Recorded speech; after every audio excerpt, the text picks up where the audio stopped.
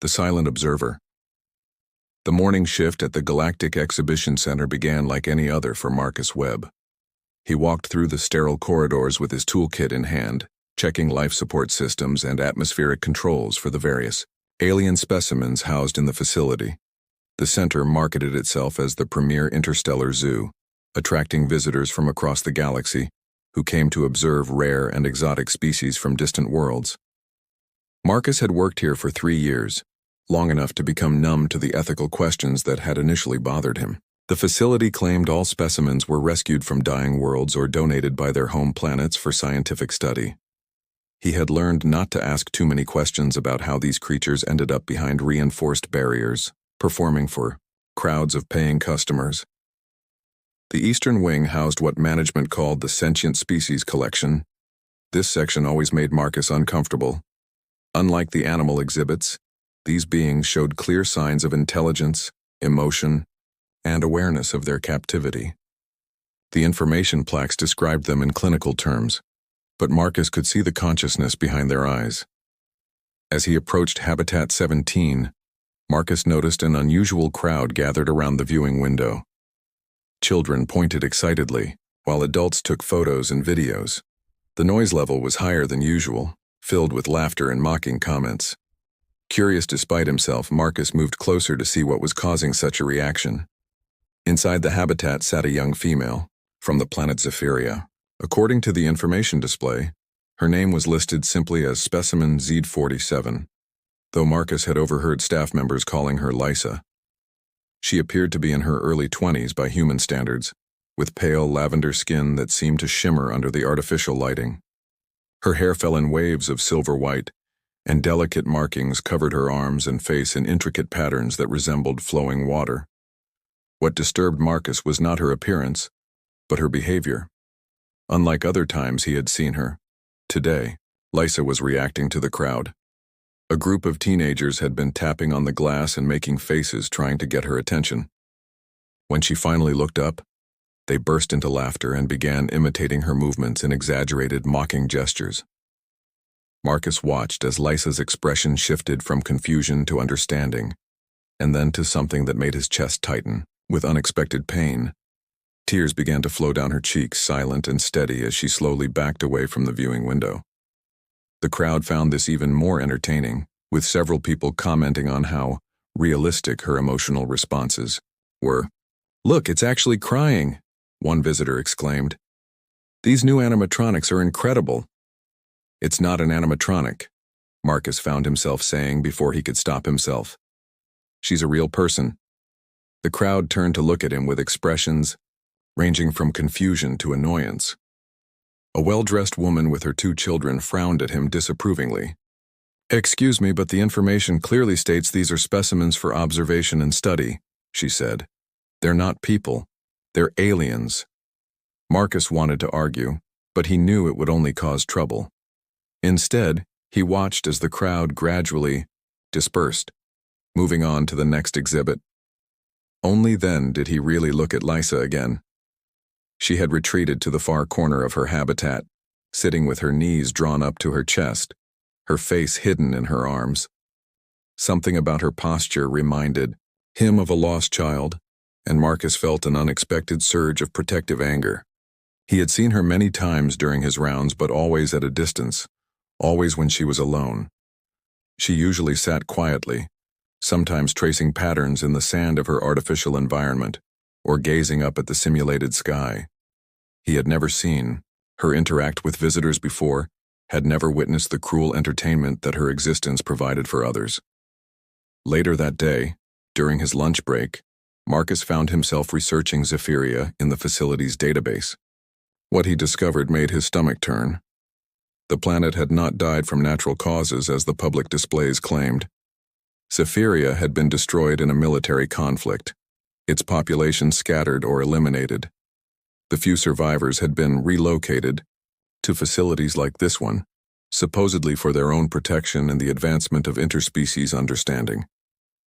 The more Marcus read, the more disturbed he became. Zephyrians were described as highly intelligent, with complex social structures and advanced technology. They possessed what researchers called empathic resonance, an ability to sense and share emotions with other beings. This gift, which had made them valuable as diplomats and healers, now made their captivity even more cruel. Lisa could feel every emotion directed at her by the visitors, their amusement, curiosity, and casual cruelty. That evening, after the facility had closed to the public, Marcus found himself walking back to Habitat 17. The corridors were dimly lit, patrolled only by automated security systems. He told himself he was just doing a routine check on the atmospheric controls, but he knew that was a lie. Lisa was sitting near the viewing window when he arrived, as if she had been waiting for him. In the soft lighting, her lavender skin seemed to glow with an inner luminescence. When she saw him approaching, she stood and moved closer to the barrier, her eyes meeting his through the reinforced glass. For a long moment, they simply looked at each other. Marcus found himself studying her face, noting the intelligence in her large violet eyes and the graceful way she moved. The tears from earlier had left faint tracks on her cheeks, and he felt that same protective anger rise in his chest. Lisa raised one hand and placed it against the glass. After a moment's hesitation, Marcus mirrored the gesture, pressing his palm against the barrier where hers rested. He couldn't explain why, but the simple contact seemed to create a connection between them. Even through the glass, he could sense something from her, a mixture of sadness, longing, and surprising hope. They stood like that for several minutes, neither moving nor speaking. Marcus became aware of his own heartbeat, steady and strong, and somehow sensed that Lisa's heart was beating in rhythm with his. It was impossible, of course, but the feeling was undeniable. Finally, Lisa stepped back and began moving her hands in what Marcus realized were deliberate gestures. She was trying to communicate with him, using a form of sign language he didn't recognize. Her movements were graceful and precise, clearly carrying meaning, but he could only shake his head to indicate he didn't understand. Frustration flickered across her features, but then her expression brightened with an idea. She moved to a sandy area of her habitat and began drawing symbols in the artificial earth. The patterns were complex and beautiful, resembling the markings on her skin, but somehow more elaborate. She looked up at him expectantly when she finished. Marcus studied the symbols, trying to memorize their shapes. Something about them seemed familiar, though he couldn't place where he might have seen similar markings before. He pulled out his personal tablet and quickly sketched what she had drawn, showing her the screen. Lisa nodded enthusiastically, then drew more symbols, adding to the message. A sound in the corridor made Marcus look up sharply. Footsteps were approaching, probably the night security patrol. He quickly put away his tablet and stepped back from the viewing window, but not before seeing Lisa's expression fall with disappointment. "Everything all right here, Webb?" Security guard Harrison appeared around the corner, his flashlight beam sweeping the area. "Just checking the atmospheric controls," Marcus replied, trying to sound casual. "Thought I detected a fluctuation in the readings." Harrison nodded, apparently satisfied with the explanation. "Well, wrap it up soon. You know how Director Voss feels about staff spending too much time around the sentient exhibits." After Harrison continued his patrol, Marcus looked back at Lisa one more time. She had returned to her corner, but she was watching him. He raised his hand in a small wave, and to his surprise, she smiled. It was the first time he had seen her smile, and it transformed her entire face, making her appear younger and more vulnerable. As Marcus walked back through the empty corridors, he couldn't stop thinking about that smile, or the symbols she had drawn in the sand. Something was happening to him, something he didn't fully understand. He had worked around alien species for years without forming any personal connections, but Lisa was different. Maybe it was her empathic abilities affecting him, or maybe it was simply recognizing a fellow being in pain.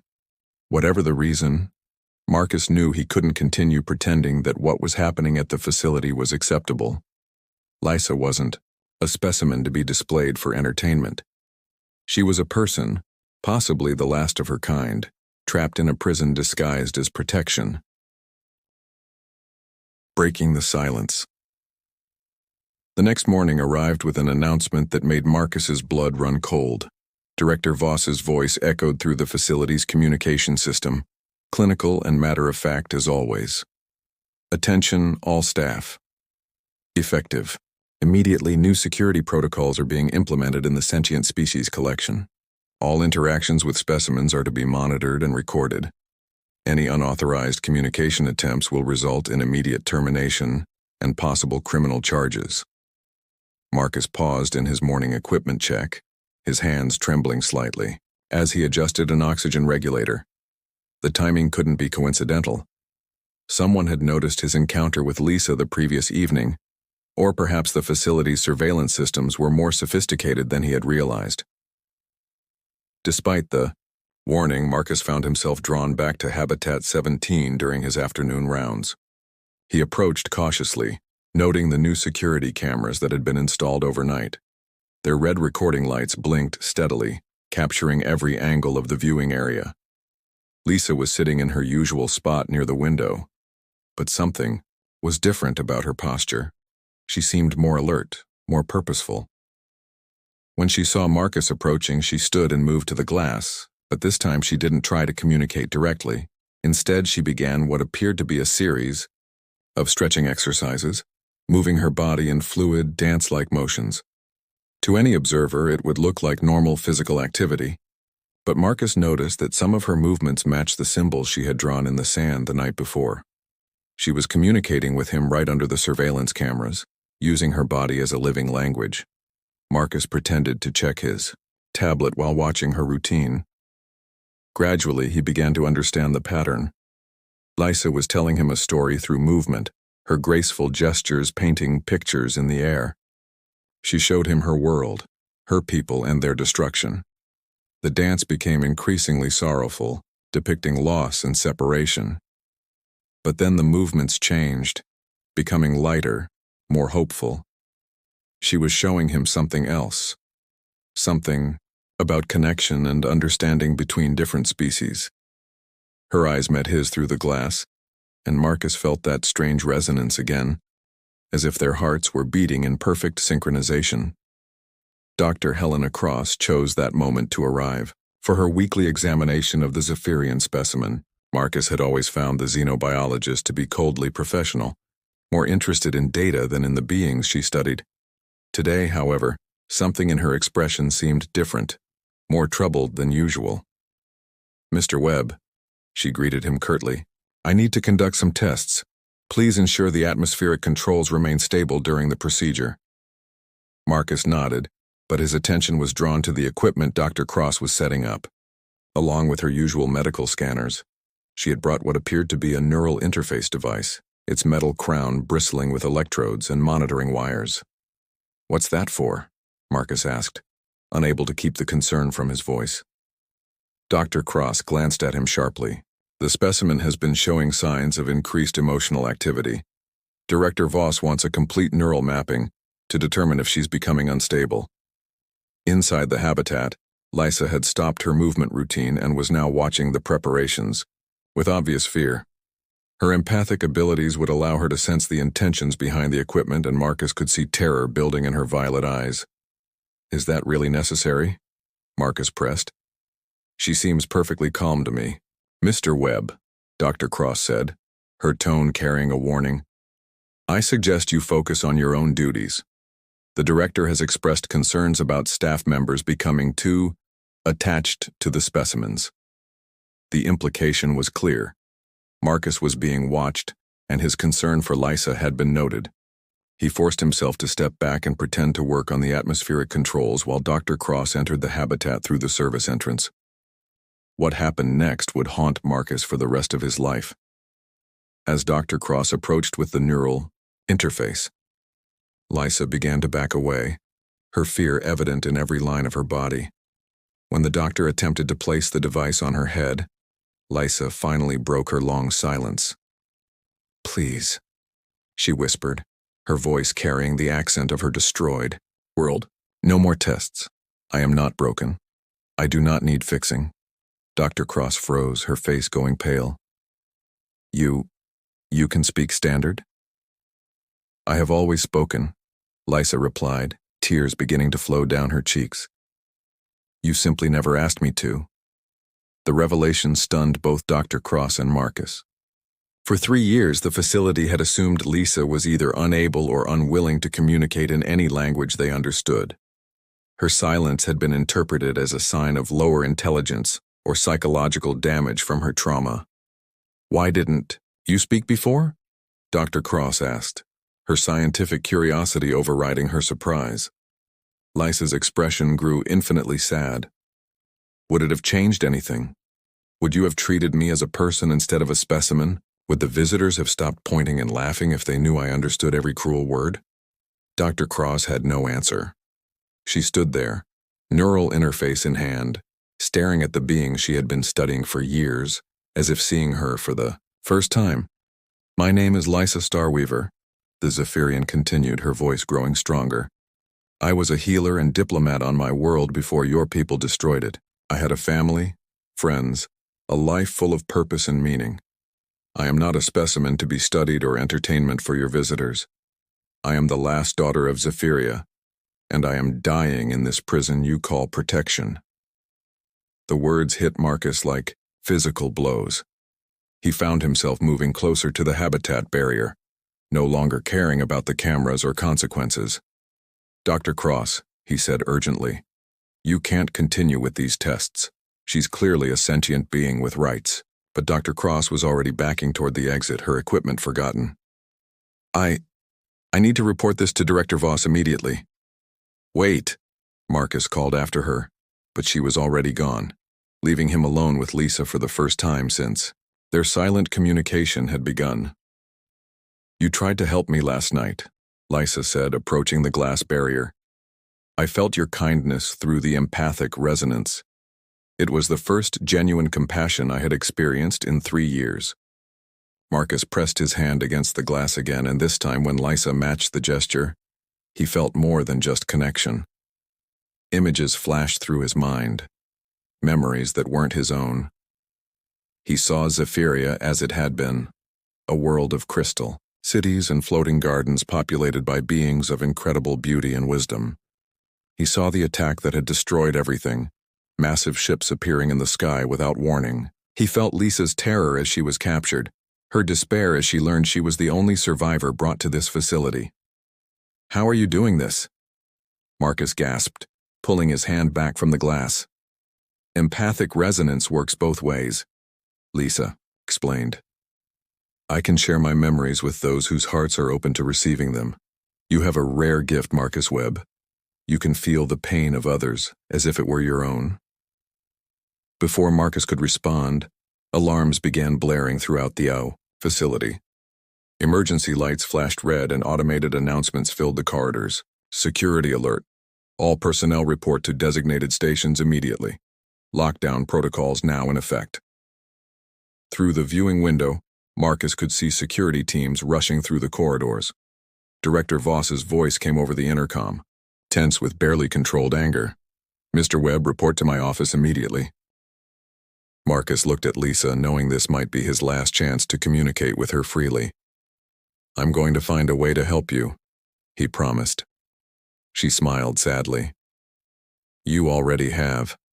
For the first time in 3 years, someone has seen me as more than a specimen. That alone has given me hope." As Marcus reluctantly left Habitat 17, his mind was racing with possibilities. Dr. Cross's discovery that Lisa could speak standard would change everything. The facility could no longer pretend she was just an intelligent animal. But would that make her situation better or worse? Director Voss was waiting in his office, his expression thunderous. Behind him stood Commander Reed, the facility's head of security, a man whose reputation for ruthlessness was well known among the staff. "Mr. Webb," Director Voss began without preamble, "Dr. Cross has reported some very disturbing developments regarding specimen Z47. She claims the creature can speak and has been deliberately concealing this ability. Her name is Lisa," Marcus said before he could stop himself. Commander Reed stepped forward. "That's exactly the kind of emotional attachment we're concerned about, Webb. You've been spending unauthorized time near the specimen's habitat. You've been observed attempting to communicate with it." "With her," Marcus corrected. And if she can speak, if she's clearly sentient, then keeping her imprisoned is a violation of interstellar law. Director Voss laughed coldly. Interstellar law? Mr. Webb, this facility operates under very specific guidelines that supersede such concerns. The specimens in our care are here for the greater good of scientific understanding and public education. She's not a specimen, Marcus insisted, his anger finally boiling over. She's a person. She has rights. Rights? Commander Reed scoffed. It's a refugee from a dead world. Without our protection, it would have died with the rest of its species. Protection? Marcus stared at them in disbelief. You call this protection? She's a prisoner here, displayed for entertainment, subjected to medical tests without consent. Director Voss's expression grew dangerously cold. Mr. Webb, I believe your objectivity has been compromised. You're relieved of all duties involving the sentient species collection, effective immediately. Marcus felt the walls closing in around him. Without access to the Eastern Wing, he would have no way to help Lisa or even to see her again. But as he looked at the two men before him, he realized something important. They were afraid. Dr. Cross's discovery had shaken the foundation of their operation. What are you so scared of? Marcus asked quietly. If she's just a specimen, what difference does it make that she can talk? Commander Reed and Director Voss exchanged a look that confirmed Marcus's suspicion. There was more to this situation than he understood, something that made Lisa's ability to communicate a genuine threat to their operation. Mr. Webb, Director Voss said finally, you have 24 hours to clean out your equipment and submit your final reports. After that, your employment here is terminated. As Marcus left the office, his mind was already working on a new plan. If the facility wouldn't listen to reason, if they were determined to continue treating Lisa as property rather than a person, then he would have to take more drastic action. That night, Marcus sat in his quarters staring at the symbols he had sketched from Lisa's sand drawings. Using the facility's database, he had begun to piece together fragments of Zephyrian culture and language. What he discovered only strengthened his resolve to help her. Zephyrians were known throughout the galaxy as peacemakers and healers, their empathic abilities making them natural mediators in conflicts between other species. The destruction of their world hadn't been a casualty of war as the official reports claimed. It had been a deliberate genocide, ordered by those who saw their influence as a threat to more aggressive expansion policies. Lisa wasn't just the last of her kind in this facility. According to what Marcus could find, she might be the last Zephyrian alive anywhere in the galaxy. The weight of an entire civilization's legacy rested on her shoulders, and she was wasting away in a cage while visitors pointed and laughed. Marcus made his decision.